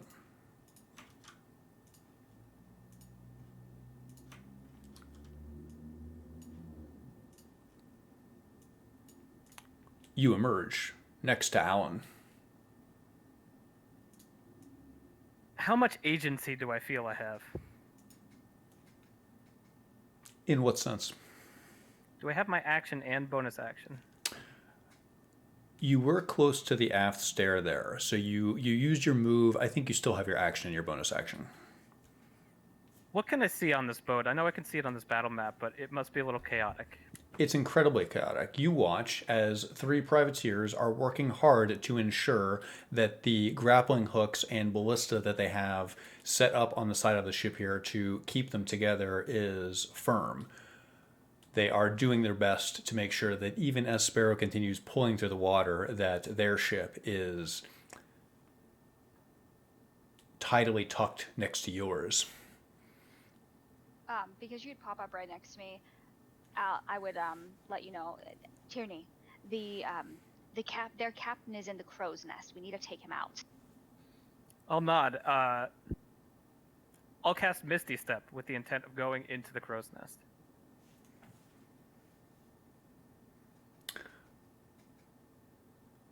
Let me read the text from Misty Step to see if you can, because I want If to. I can't see it, that's what I was trying to ask. Yeah, that's you that. need to Yeah, see the unoccupied square. yeah, that's what I was thinking. So I'm fairly sure that's the verbiage. So you can't Misty Step up there. Okay. Alright, cool move thwarted. Who's on the boat with us? You see 2 skirmishers in light armor. You see a man wearing a shield and a long sword. They are all wearing. I'm sorry. The 2 skirmishers are wearing light armor. The heavy privateer is wearing copper plate mail. Fucking Sembians in their copper plate mail. It resists salt water. That makes sense. I would like to take a step laterally backwards so that I'm guarded a little bit by the stairs. And I would like to cast Magic Missile at the one in plate armor. Do so. Sorry, it's hard to see without my glasses on.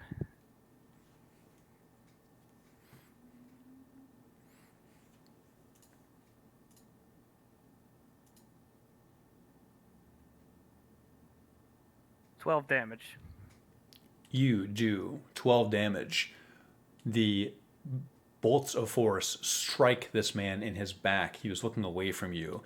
He staggers and falls to one knee for a second. All that stands, the captain, looks down at you with a measure of derision. You lot are pirates. Just sweet death. He sneers down at you. At the top of the initiative order, Alan Vaughn. Seeing that Tyranny hit the big guy that pushed me, I will use my crossbow and try and get a cheap shot in on him. He's staggered. Roll this at advantage.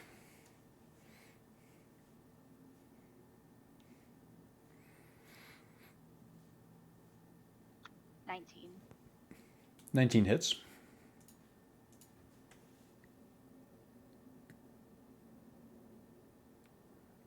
$8 damage. You do 8 piercing. Mm-hmm.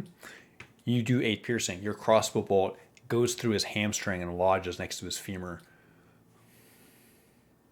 Take that for pushing me, big guy. Good shot, Alan. Keep pouring it on. You. Anything else on your turn, Alan? I will just step back into the doorway so nobody can hit me with a crossbow bolt. So basically take the hide action, I guess.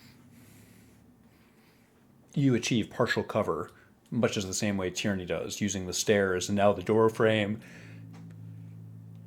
as a way to protect yourself. The privateers go.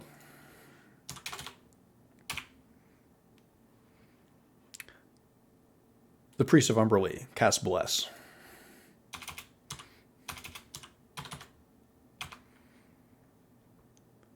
Targeting the heavy 2 skirmishers and himself. The Druid of the Wave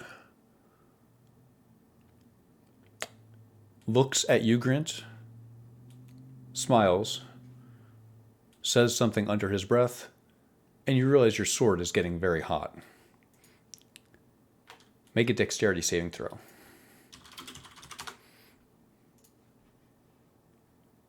I'm sorry, a constitution saving throw. Okay. Let's see.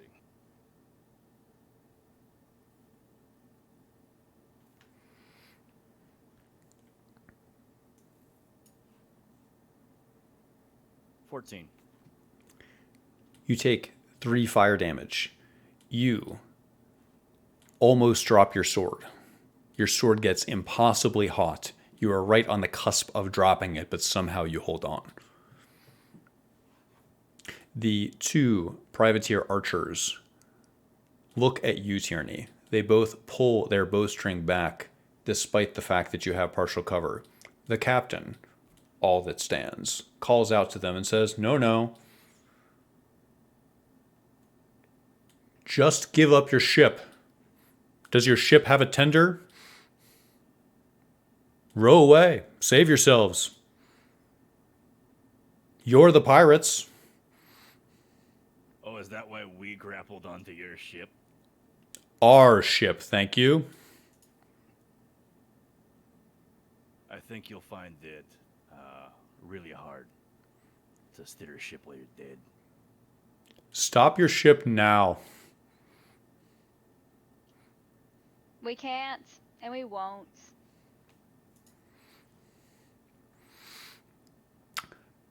is there actually question? Is there a ship? It's grappled. It's grappled onto our ship. But would their ship be taking extra damage because of how fast our ship is going, or is their ship slowing our ship?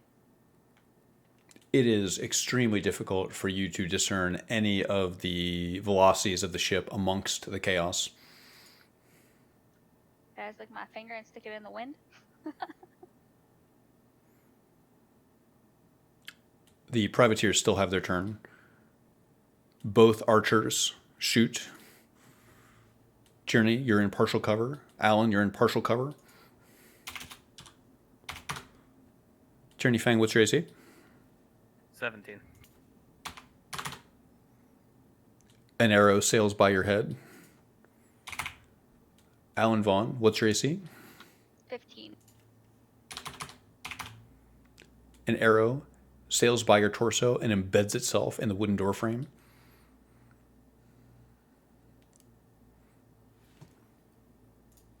Both skirmishers advance.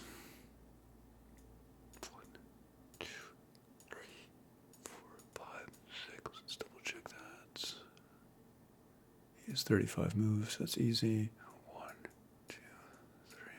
1, 2, 3, 4, 5, 6. Let's see, what's that? Let's measure that.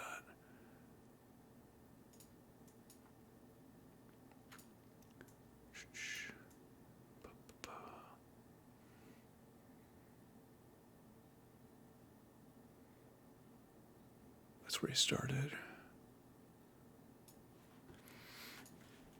Tierney Fang, you are confronted. There are two Symbian privateers directly in your face.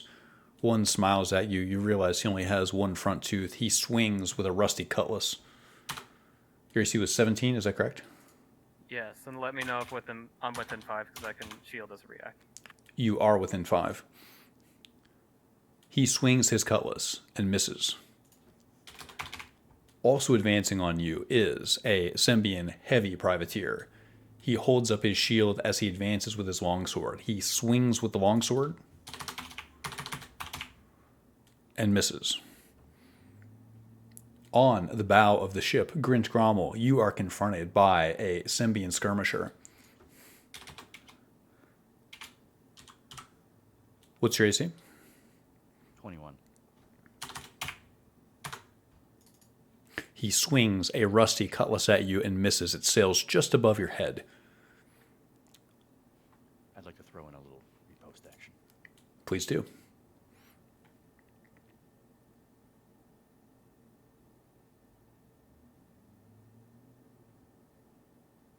$22. 22 hits. How tall is this man? He is 5'10".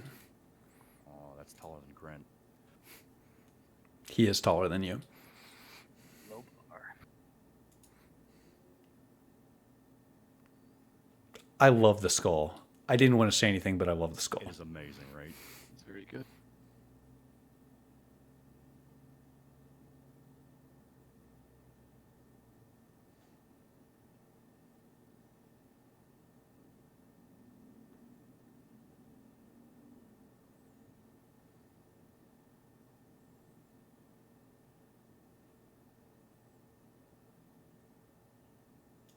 Comes out to 15.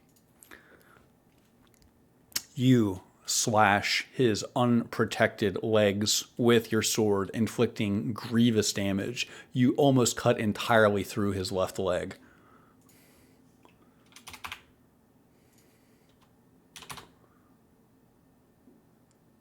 The privateers end their turn. Lorne, Dainavir, we find you below decks. Up above, you hear the sounds of combat. Going in the direction of where Grint went. Fuck. Horn is trying to get into eye shot of him as best he can, from even below deck if he can. You, looking up the ladder, you can see Eden's right elbow. You do not see Grint, but you hear him, and you know this sound well. This is Grint exerting himself. This is him swinging and hitting. Yeah. Lorne will climb the ladder at this point. Taking a double move as is necessary. You expend your... Hold on, let me go back. Let's see. Be with you in one moment.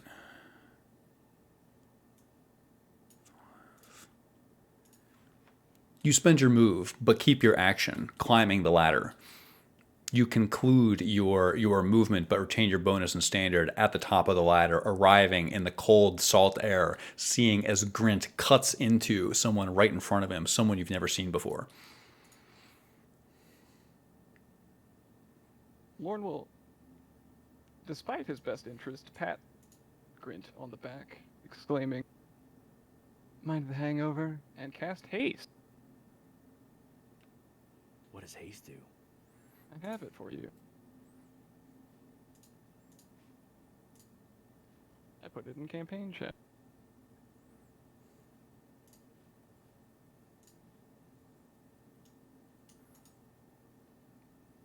All kinds of powerful things. This is insane.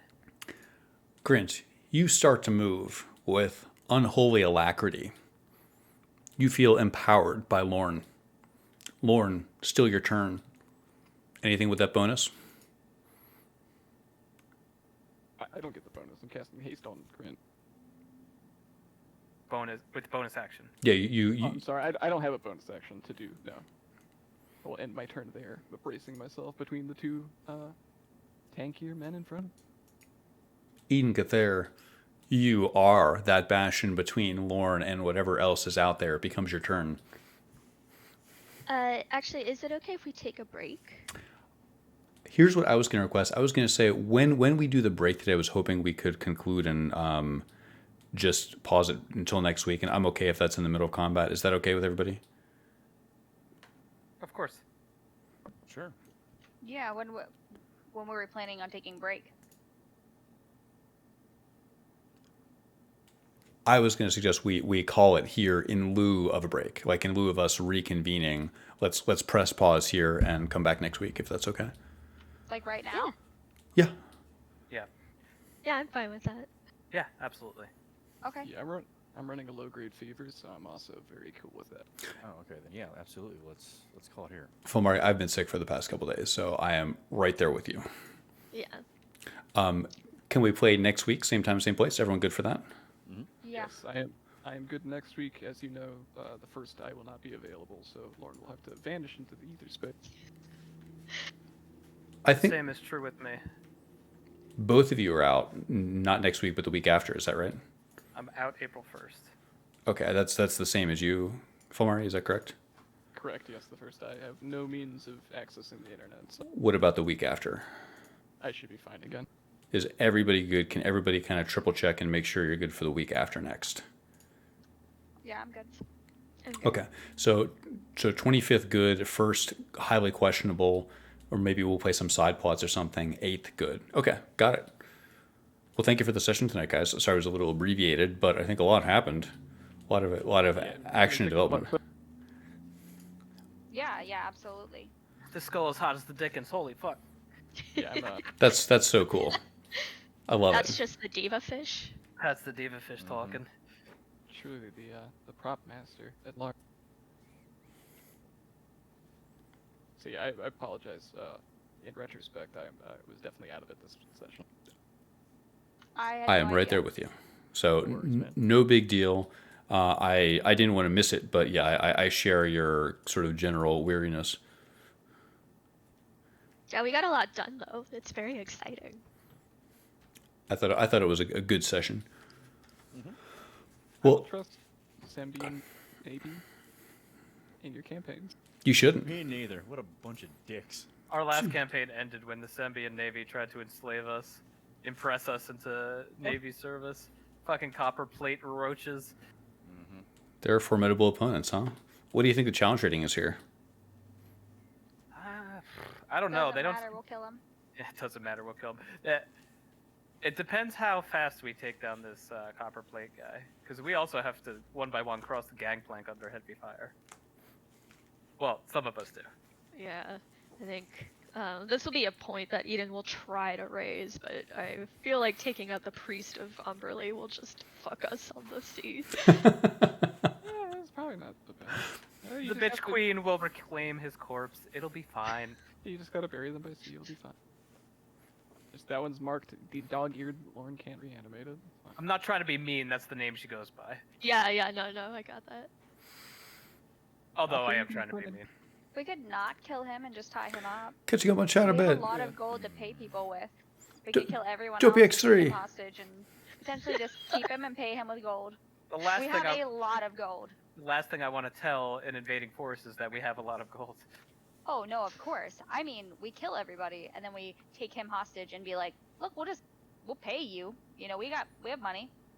You guys, I really wanted to Misty step up to the crow's nest and take the shove action with my 26 choice. Hell yeah. Would have been awesome. I'm now the flame. captain. This is my ship. Look at me. Look at me. Look at me. I'm captain now. I love that movie. Well, I'm going to call it here. Good night, guys. Thank you for playing. See you next Good week. night. Good night.